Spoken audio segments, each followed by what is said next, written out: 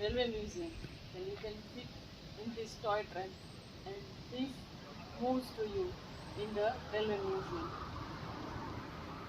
You see the inside part of the train.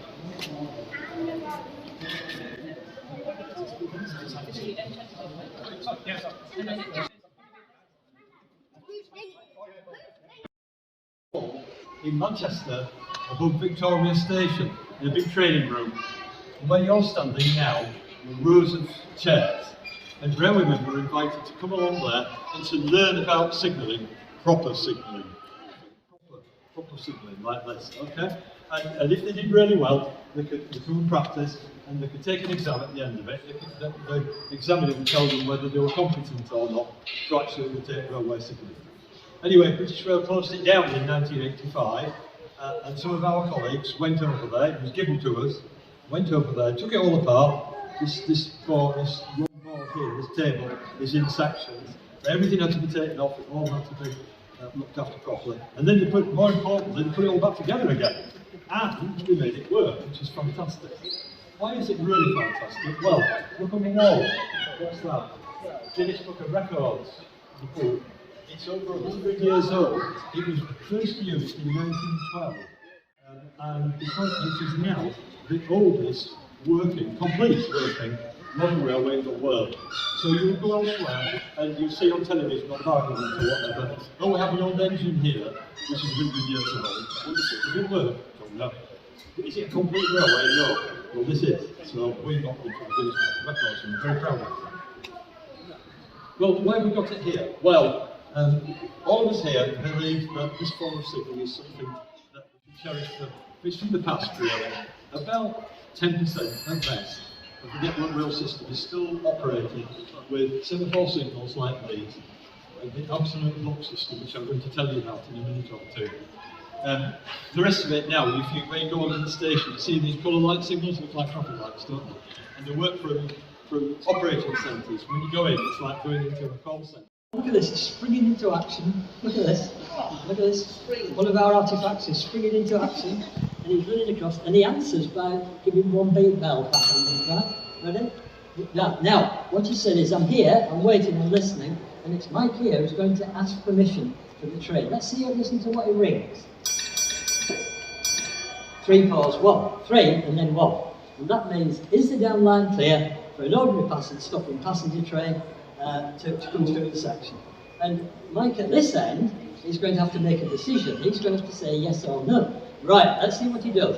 He's looked at the points that can change the direction of the train, and he's got them set the right way, and he's pulled the blue lever, which is a lock, and it's locking the points, and they're all right. And is the line clear well beyond this home signal in case he runs past it? All the way to plenty of room. So he's going to go back to the bell, and what he repeats back is the same bell signal he was given. Listen. 3 pause 1. So that's the audio signal. But now he uses the telegraph indicator to point to line clear. There's a green flag there, look, and it's repeated back here for this flag, so he can see it as well. So it's the two of them working together that's getting this train through. And they're keeping an eye on each other. Now he zooms across to his lever frame, and the levers work the signals. Would you believe the red ones work the red signals? And would you believe, what do you think the colour of the levers is that works the yellow signals?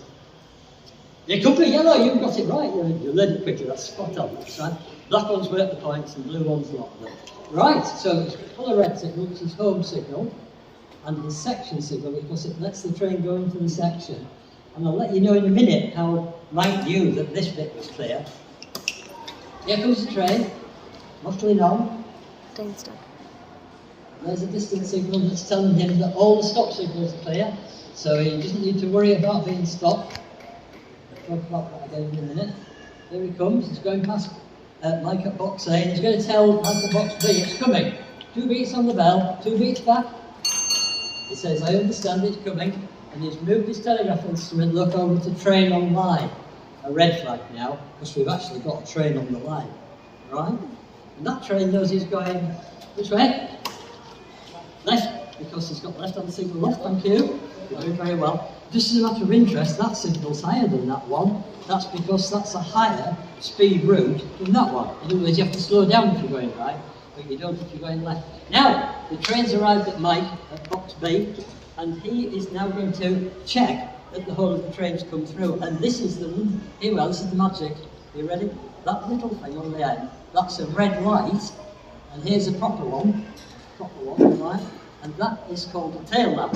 And unless the train comes through with a red light on the back, you don't know whether the train's complete or not. In fact, in the olden days, he might have left a wagon behind or something.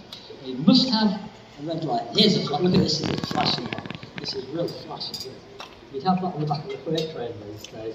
That old lamp that Peter showed you a minute ago, that's like we have on the Heritage Railway still, so Mike uses them on the Severn Valley. I use them on the Coastal Road Valley and the North Yorkshire Moors Railway. But they aren't used to any extent on the network rail lines at all. Now Mike has seen that it's got a red light on the back.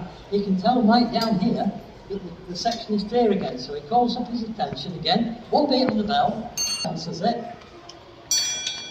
And now Mike at this end says, the section is now clear, 2 doors 1. And that's repeated. And the block instrument's put back normal again, the telegraph instrument is normal again. And anything is ready now for the train. Because the section's clear, absolute block all the way. Right, now what they're doing is they're using all the bells to get this train back. And also to get another train out from the station that's following up. So that one's not gone yet, but it's been accepted up to here because the line was clear for a quarter of a mile. Here comes the second train. Now isn't this a funny looking train? It's only got 1 coach. And why? Using transport to build another railway similar to this, the train they're signalling on. And as a thank you present, sent him back with this, which we're very pleased to have because it's relatively modern, it's not 100 years old, and it does at least normally go fairly well. We haven't had our oldest driver driving it, but don't worry about that. He's not quite retired yet. So that train's heading on around to the station at the top. This is called the push-pull train. Why? Why is it called push-pull? It's not to do with me pushing it or pulling it. It's because the locomotive can stay on that end, and you can either propel the train, push it, or, and in which case the driver is in the front coach, and he's still got a regulator in there, and still able to control the locomotive and the train, but the fireman's still on the loco, and he's something called like Billy Ho, but he's nothing to do with driving it. So then when we get to the other end, they turn around, they want to come back, the driver just gets out and happening with the freight train. Here comes the metro car coming back, the one from London Transport. Incidentally, we can hear all the bells, can't we? Bit confusion, isn't it? You can hear his bells, you can hear Luke's bells, I can hear Mike's bells. When you're in your own signal box, it's wonderful, I love it, it's the best job ever, right? Apart from your own bells, and I only have 4 bells in there. And it was easy to tell which one it was because they all went differently. They all different sounds. If you listen, these have got different sounds as well. I can tell behind me which bells are ringing because they've all got different sounds. So it's easy. But what I'm going to say about these here block sections, this one, I can nearly touch. You know, the starting signal 1, section signal 1, and the home signal the other. On network rail, the closest that you'll see anywhere today is up in Northumberland, a place called Bedlington, where they're just under 200 yards apart, each about 185 yards apart. So they're very close, but it's very much the exception these days. Whereas the longest section is from second, he gets to the other end. Someone tell me please, how does he know it's got there complete? Something on the back. Does anybody see a little red tail lamp? Ah, there you go, got it, red tail lamp, alright? So the little red tail lamp appears at Carnforth Station Junction, and we know now that the 24 and a bit miles is clear, so we can then send train out the section. Now, look at this. This is a special just for you. We don't do this all the time. We're getting the goods train out. Now, this is a great idea. This is going to give someone a headache in a minute. Watch, I'll tell you why. Up he goes. Oh, lovely. If I'd been talking a bit faster, he would have dropped some wagons off on the side. Don't worry about that. But, you see he's facing that way. So he goes round the loop. He'll be facing that way. That's smashing. It comes on down here. Let's see what happens. Here he comes. That's a very, very old body on that locomotive. I think it's a slightly more modern motor and things that's inside it. But why am I telling you we're going to give them all a headache? Well, that train now is facing, as you go around the circle, it's facing that way. But I want it in here. And there aren't any points to bring it across into here. So the headache we're going to give them is, how do we get the train? Well, I'm not going to pick it up, or anything like that. We're going to do it properly. And when I was sitting at Chipley, I used to do this 3 or 4 times a shift.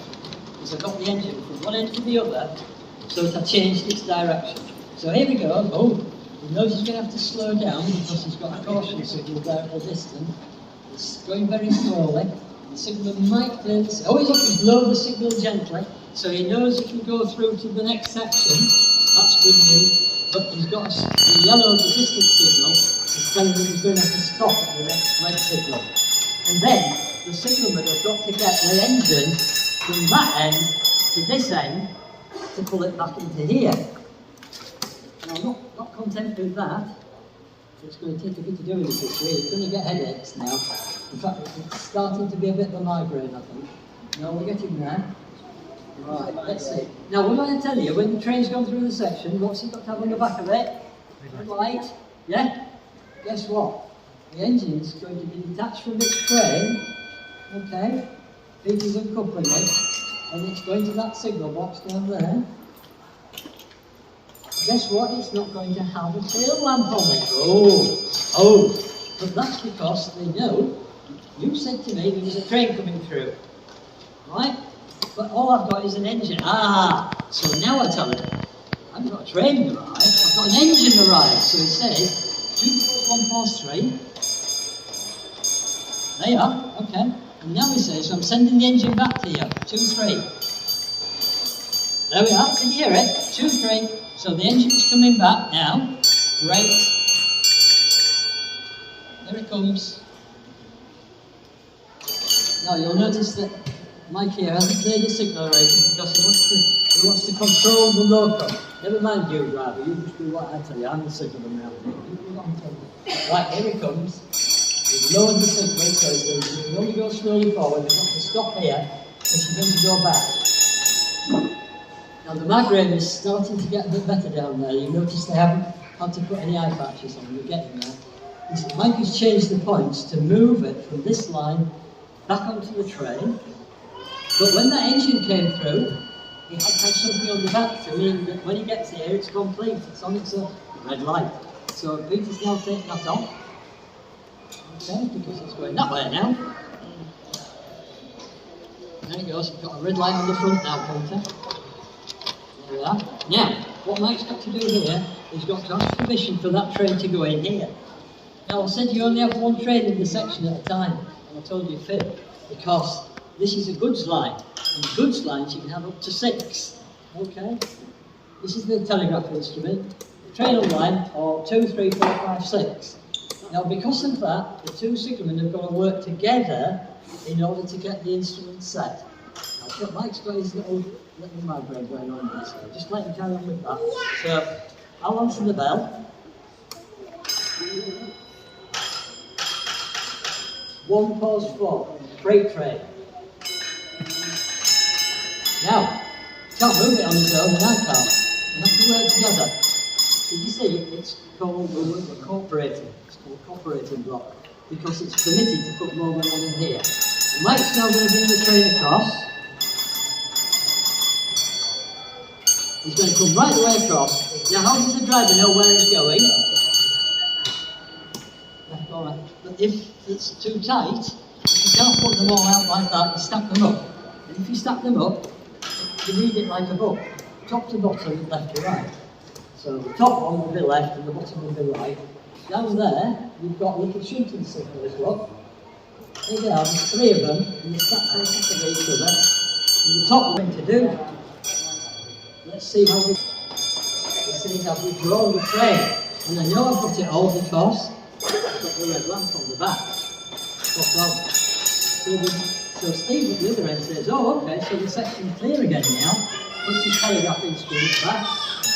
Job's a good one. Okay. And now what we've got to do, we've got 2 minutes, please, to get this train this metro car from there back down to the station. Here we go. Ooh. Here there as well. Off he goes. Getting back to the station. Oh, look what's happening. When he gets down here, look what's happening. The signals are against him, but we know that's for the left back.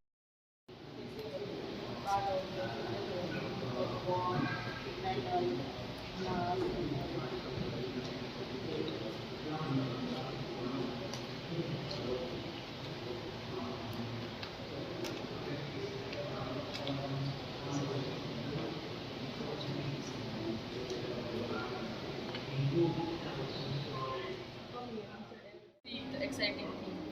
Here you can see this government store all model of the train.